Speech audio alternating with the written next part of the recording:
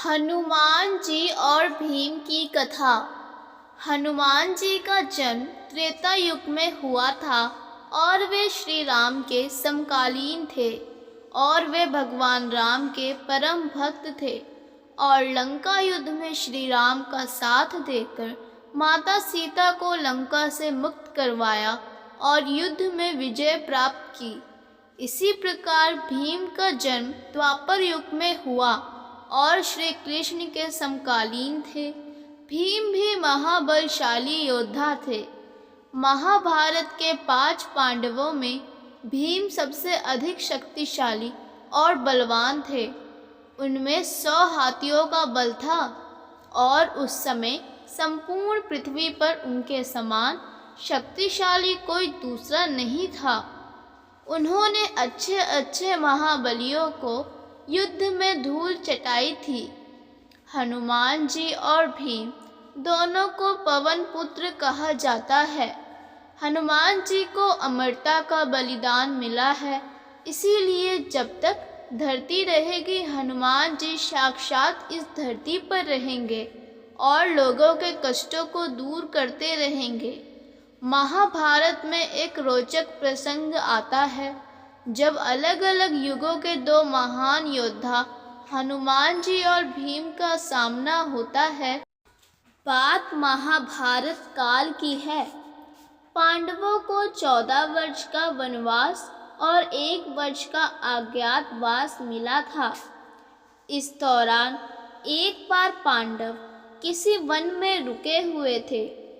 उस वन में एक सरोवर था। उस सरोवर में सुगंधित कमल पुष्प लगे हुए थे, जिनकी सुगंध चारों तरफ फैल रही थी। द्रौपदी को इन पुष्पों की सुगंध अपनी तरफ आकर्षित कर रही थी।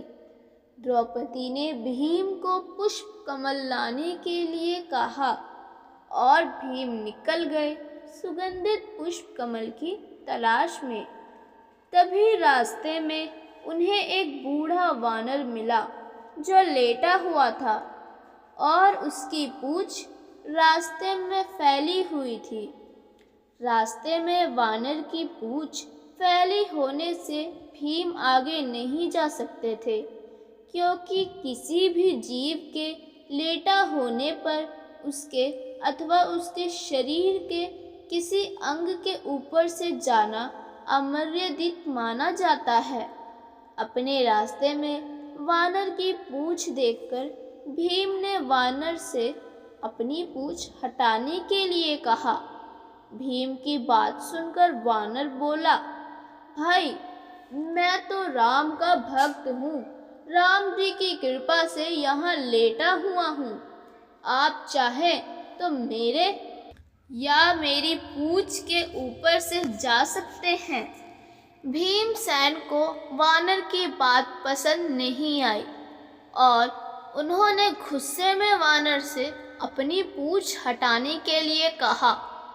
भीमसेन की बात सुनकर वानर बोला, भाई, आप तो पृथ्वी के सबसे शक्तिशाली व्यक्ति हो, आप ही मेरी पूंछ हटा दो। भीमसेन ने बार बार वानर से अपनी पूंछ हटाने के लिए कहा और वानर ने भी बार बार यही उत्तर दिया। अंत में क्रोधित होकर भीम ने वानर की पूंछ को अपने एक हाथ से उठाने का प्रयास किया, परंतु वह वानर की पूंछ हिला भी नहीं सके। भीमसेन ने फिर दोनों हाथों से वानर की पूंछ हटाने का प्रयास किया, परंतु वो वानर की पूंछ टस से मस नहीं कर सके। भीम ने बार बार प्रयास किया, पर हर बार उन्हें असफलता ही हाथ लगी। भीमसेन समझ गए कि यह कोई साधारण वानर नहीं है, अपितु कोई देव पुरुष है जो भीम की परीक्षा ले रहे हैं। भीम ने दोनों हाथ जोड़कर अपनी गलती स्वीकार करते हुए वानर से उनका परिचय पूछा। वानर ने अपना परिचय श्री राम के सेवक के रूप में बतलाया। वानर की इतनी बात सुनकर भीमसेन समझ गए कि ये कोई और नहीं अपितु साक्षात हनुमान जी हैं। भीमसेन ने हनुमान जी को प्रणाम करते हुए कहा, क्षमा करें हनुमान जी, मुझे अपनी शक्ति का छोटा अभिमान हो गया था। आपने मेरे अभिमान को तोड़ने के लिए यह लीला रची है। कृपा कर आप मुझे असली में दर्शन दे। भीम की बात सुनकर हनुमान जी ने अपने असली रूप में आकर अपना विशाल रूप दिखलाया। हनुमान जी ने भीम से कहा, हम दोनों ही पवन पुत्र हैं, इसीलिए तुम मेरे छोटे भाई भी हो। यही कारण है कि मैं तुम्हें बार बार भाई कहकर संबोधित कर रहा था। इतना कहकर हनुमान जी ने भीमसेन को गले से लगा लिया। हनुमान जी के गले लगकर भीम को लगा मानो उनके शरीर में अथाह शक्ति का संचार हो गया हो।